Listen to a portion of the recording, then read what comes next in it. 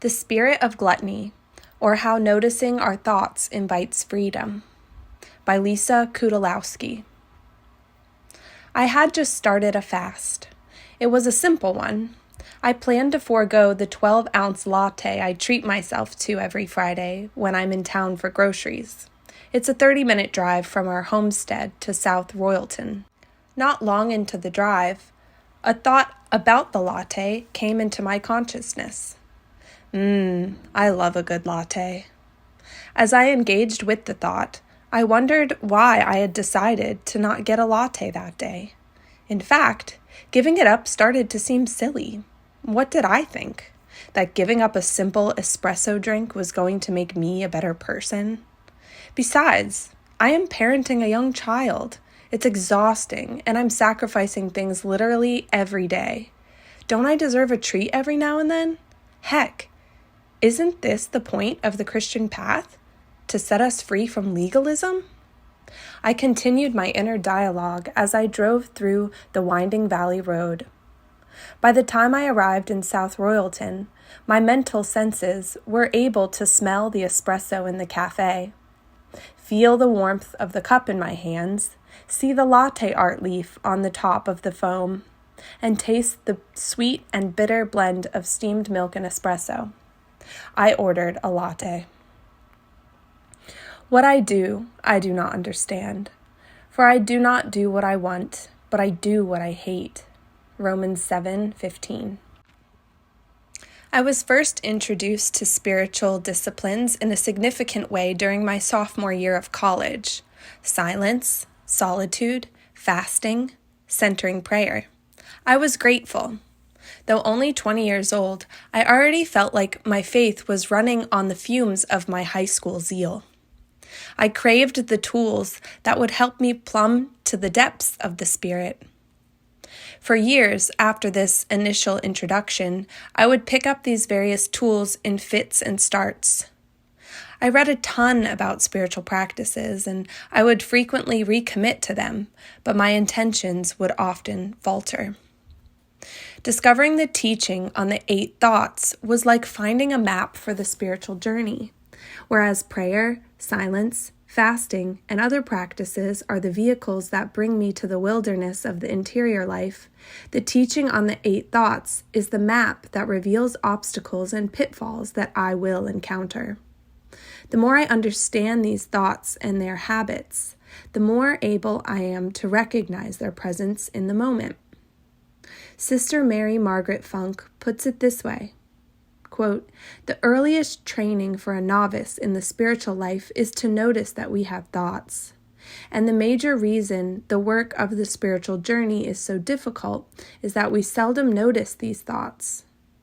Thoughts are part of our internal world, and the spiritual journey involves interior work because interior work governs our external life. We generally live life in a cloud of unthinking, totally unaware of the inner stirrings and sensitivities of our hearts." End quote. The teaching on thoughts begins with gluttony, or thoughts about food. Food is the perfect place to begin because of its physical nature. Acting on the thought requires bodily activity.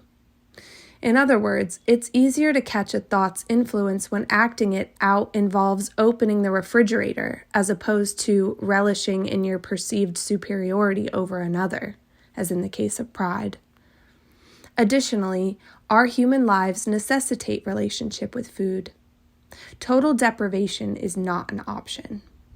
Thus, this teaching invites us into discernment of our needs and how our outer behavior supports a life of prayer. We begin to notice our thoughts around food when we set intentions around our consumption, what we will eat, how much we will eat, and at what times we will eat. Any form of limit setting can be a form of fasting. It has taken me years to understand the spiritual benefit of fasting, and that while traditional fasting is a discipline that involves food, it's not simply about food. It's largely about our thoughts. As mentioned above, beginning to notice thoughts about food is the perfect training ground for purifying our hearts. to begin to create space between a desire and acting on that desire. Creating a little bit of space gives us the opportunity to choose what we do, rather than acting out of our well-worn habitual responses. Freedom is being able to make this choice. I can choose to order a latte, or I can order tea, or nothing at all. Spending a 30-minute drive convincing myself why I deserve a latte when the night before I had decided not to have a latte is not a sign of freedom. It's a compulsion. If I had not decided to fast from that Friday morning latte, I may never have noticed my attachment. Fasting is a tool that reveals where we lack freedom. Gluttony is not just about excess. When we hear the word gluttony in our day, we think primarily of overeating. However, John Cassian refers to the spirit of gluttony as the desire to gourmandize, meaning to indulge in good eating, to eat greedily, or, as a noun, being a connoisseur of good eating. Thoughts about food distract us from the spiritual life anytime they are out of balance with our actual food needs in terms of quantity, quality, or frequency. It is important to note that being out of balance could also mean eating too little for one's needs. The simple goal of food is to adequately nourish our physical bodies. Of these three, quantity, quality, and frequency, the teaching on quality of food seems to be the most relevant for our day. By all appearances, our collective society is very confused about food. Grocery store aisles are lined with hundreds of products that dull hunger pangs for a time but do little to nourish our bodies. Food wars abound between dietary philosophies that claim to be the best for the planet, ethical purity, and health. In an age of easy access to diverse foods and spices, we can be endlessly preoccupied with pleasure via taste buds, settling for nothing but the best coffee, bread, ice cream, or chocolate, to name where I can easily become overly food preoccupied. Food as a way of obtaining purity is a particularly tempting trap for the spiritually or ethically inclined in our time. Whereas previous generations may have felt morally superior based on church attendance, we may seek moral standing in our 100% organic, local, non-GMO, ethically sourced diets. It is widely acceptable to spend a lot of our time thinking about food. Of course, nothing is wrong with eating and enjoying good, healthy, nourishing food. In fact, it is a natural good to do so. However, for those of us committed to spiritual growth, we are invited to find the middle way as a means of supporting our inner life. Refrain from eating more or less than our bodies need. Eat nourishing food, but not food that is overly rich or indulgent. Make intentional food choices, but do not make this a source of judgment of your neighbor. As we will discuss later in this series, the desert monastics are utterly clear that these teachings are meant only for the individual hearing them.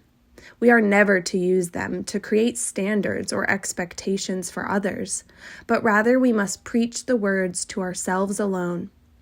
Finding the middle way in relationship to food, then, is a task of discernment for each individual and the needs of their body.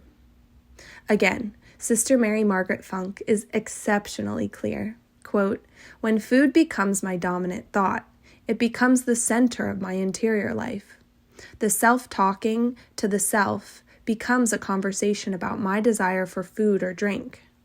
Using these guidelines of Cassian, a right ordering of my desire for food and drink removes the constant deliberation about what, when, and how much to eat. I am out of balance when I shift too far in any one direction. Excess is meat, says the ancients, Confucius 11:16. Eating too little or eating too much is equally harmful. Extremes are indicators of thoughts being out of control. This first thought, the thought about food, helps the practitioner understand about balance in eating and drinking. If I can eat and drink moderately, then I can be moderate in other things as well. Thoughts like sex, things, and anger." End quote. Remembering we are creatures. Finally, the desert wisdom on gluttony points to a foundational Christian teaching. Our bodies are good. What we do with our bodies impacts our spiritual life. Our spiritual life influences our bodies. We are creatures on this earth, just like black bears, ostrich ferns, morel mushrooms, brook trout, and ash trees. Just like all creatures, our creatureliness means we have carnal needs. Our existence is interwoven into ecosystems as much as any other living thing. This is good and to be celebrated.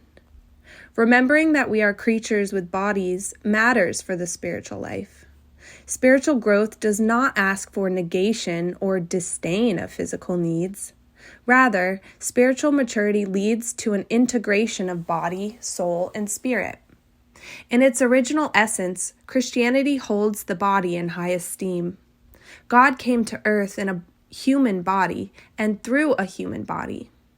When the fully human, fully divine one died, the physical body was resurrected in anticipation of the redemption and resurrection of our bodies.